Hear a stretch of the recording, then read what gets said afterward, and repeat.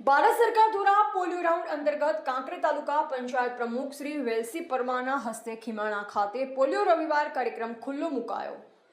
Polio રવિવાર दो बूंद जिंदगी के सुरक्षित बाळ स्वस्थ भारत આજરોજ ખીમાણા ગામ બૂથ નંબર 24 0 થી 5 વર્ષના બાળકોને ભારત સરકાર દ્વારા પોલિયો રાઉન્ડ અંતર્ગત તાલુકા પ્રમુખ શ્રી વેલસી, તાલુકા પંચાયત કાંકરેજ અને પૂર્વ ડેલિગેટ કપૂરસિંહ પરવાના વરદસ્તે બૂથનું ઉદ્ઘાટન કરવામાં આવ્યું।